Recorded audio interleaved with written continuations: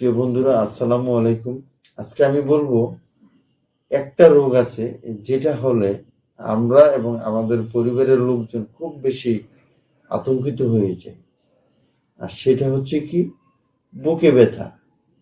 বুকে ব্যথা মানে একটা ইমার্জেন্সি হয়ে যায়, যে কোনো মুহূর্তে কোনো কিছু হয়ে যেতে পারে। আমাদের অবস্থাটা এরকম হয়ে যায়। তো বুকে ব্যথা সম্পর্কে যদি আমাদের একটা প্রাথমিক বেসিক জ্ঞান থাকে, তাহলে আমাদের এই বেসিক জ্ঞান কিন্তু অনেক রোগীর প্রাণ বাঁচিয়ে দিতে পারে বা জীবন রক্ষা করে দিতে পারে। তাই আমাদের সকলেরই একটু টুকটাক একটু বুকে ব্যথা সম্পর্কে একটু ধারণা থাকাটা জরুরি। নিজের জন্য না হলে নিজের পরিবার বা পাড়া প্রতিবেশীর জন্য এই জ্ঞানটা আমাদের থাকা দরকার। তো আজকে বন্ধুরা সেটা নিয়ে আলোচনা করতেছি যে বুকের ব্যথা ৫ ধরনের কারণে হতে পারে। তো ৫ ধরনের কি কি কারণে বুকে ব্যথা হতে পারে আমি স্টেপ বাই স্টেপ আমি বলতেছি এবং সংক্ষিপ্ত ভাবে বলতেছি, যাতে আপনাদের ধৈর্যের বাঁধ না ভাঙে। তো প্রথমে যেটা বলবো যে হার্টের ব্যথা সবচেয়ে ক্রিটিক্যাল, যেটা যেটা আসলে ইসিজি ছাড়া সাধারণত ফাইনাল করা যায় না, এবং সাধারণত এটা ট্রিটমেন্ট হসপিটালে করতে হয়। তো হার্টের ব্যথাটা আসলে কিভাবে বুঝবেন যেটা হার্টের ব্যথা হতে পারে? তো হার্টের ব্যথার প্রথমতম লক্ষণ হচ্ছে বুকের ঠিক মাঝখানে এই জায়গাটার মধ্যে খুব চাপ দিয়ে ধরে রাখবে, মনে হয় একটা পাথর বসায় রাখছে, এবং তীব্র ব্যথা করবে এই জায়গাটা বুকের ঠিক মাঝখানটার মধ্যে। এবং এটা আস্তে আস্তে কি করবে, বাম হাতে এই ঘাড়ে চোয়ালে, হ্যাঁ, এটা আস্তে আস্তে ব্যথাটা ছড়াইয়ে পড়বে। হ্যাঁ, তো এটা হচ্ছে বুকের ব্যথার একটা লক্ষণ। আরো কিছু লক্ষণ আছে, যেমন ধরেন রোগীর ঘাম হতে পারে, শরীরে বমি হতে পারে। হুম। তারপর তার মানে শ্বাসকষ্ট হতে পারে। হ্যাঁ, এবং দেখা যাচ্ছে যে রোগী যদি পরিশ্রম করে তার ব্যথাটা বাড়ে, এবং যদি সে বিশ্রাম নেয় তাহলে তার ব্যথাটা কমে। এটাকে এটা হচ্ছে মূলত বুকে ব্যথার, হ্যাঁ, একটা ক্লাসিক লক্ষণ, এগুলো বা বেসিক লক্ষণ।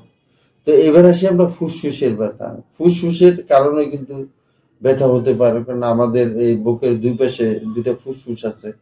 ফুসফুসে ব্যথার অন্যতম প্রধান কারণের পিছনে কিছু হিস্টোরি থাকে, যেমন তার কাশি, শ্বাসকষ্ট, এজমা, সিওপিডি, এরকম বিভিন্ন রোগ পুরানো হিস্টোরি থাকতে পারে।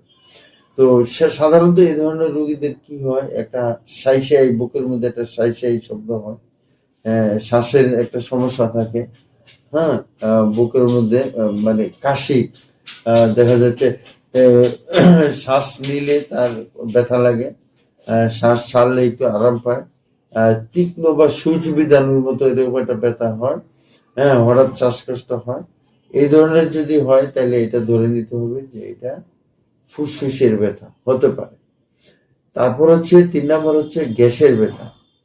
তো গ্যাসের ব্যথা সাধারণত কি একটু বার্নিং নিয়ে আসে, একটু জ্বালা পোড়া, বুকটা একটু জ্বালা পোড়া করতেছে। হ্যাঁ, আর সাধারণত খাবারের পরে সাধারণত গ্যাসের ব্যথাটা হয়। অ্যান্টাসিড খেলে ভালো হয়ে যায়। এতে ঢেকুর বা টক টক পানি উঠতে পারে মুখের মধ্যে, বমি হতে পারে। হ্যাঁ, তো এটা সাধারণত গ্যাসের ব্যথা। এবং গ্যাসের ব্যথাটা একটু মুভ করে বেশি, মানে খুব বেশি পেটের মধ্যে উপরিয় অংশে মুভ করতে পারে, বিভিন্ন দিকে মুভ করতে পারে। আরেকটা হচ্ছে মাংসপেশির ব্যথা বা হাড়ের ব্যথা। কোনটা হাড়ের ব্যথাটা হচ্ছে যে যে জায়গায় ব্যথা হচ্ছে ওইখানে যদি আপনি এভাবে চাপ দেন, তাহলে দেখা যাবে কি ব্যথাটা বাড়বে, চাপ ছেড়ে দিলে ব্যথাটা কমবে। হ্যাঁ, আর এই ব্যথাটা বিভিন্ন দিকে মুভ করবে না, ঠিক একটা জায়গার মধ্যে ব্যথাটা থাকবে। তো এই ধরনের ব্যথা হলে সাধারণত আমরা সেটাকে, হ্যাঁ, মাংসপেশি বা হাড়ের ব্যথা ধরে নিই। আরেকটা হচ্ছে মানসিক কারণে, অনেক সময় প্যানিকের কারণে, ভয়ের কারণে আমাদের বুকে ব্যথা হইতে পারে। সেগুলো লোক হচ্ছে কি রোগী খুব মানে বুক ধড়ফড় করবে, হ্যাঁ, বুকে চাপ অনুভূত হবে, হ্যাঁ, তারপর তার দ্রুত শ্বাস নেবে, এইভাবে দ্রুত শ্বাস প্রশ্বাস নিতে পারে। হ্যাঁ, হাত পা ঝিনঝিন করতে পারে, হাত পা অবশ অবশ লাগতে পারে। তো শ্বাস নিতে কষ্ট হতে পারে। এই ধরনের ব্যথা যদি হয় সাধারণত সেগুলা মানসিক কারণে ব্যথা হিসেবে উল্লেখ করা হয়। তো বন্ধুরা, যে কোনো বুকের ব্যথা আসলে মোটামুটি, যদি হার্টের ব্যথা হয় অবশ্যই সেটা খুব সিরিয়াস টাইপ ব্যথা। সিরিয়াস ব্যাপার। তো এটি সাধারণত ইসিজি করলে প্রাথমিক অবস্থায় একটা মোটামুটি ধারণা করা যায়। তো আপনারা এই ধরনের কোনো সমস্যা থাকলে অবশ্যই ডাক্তারের পরামর্শ নেবেন। আর ভিডিওটি শেয়ার করে জনসচেতনতা ছড়িয়ে দিবেন, হয়তো আপনার একটি শেয়ারে অনেকের উপকার হতে পারে। Thank you.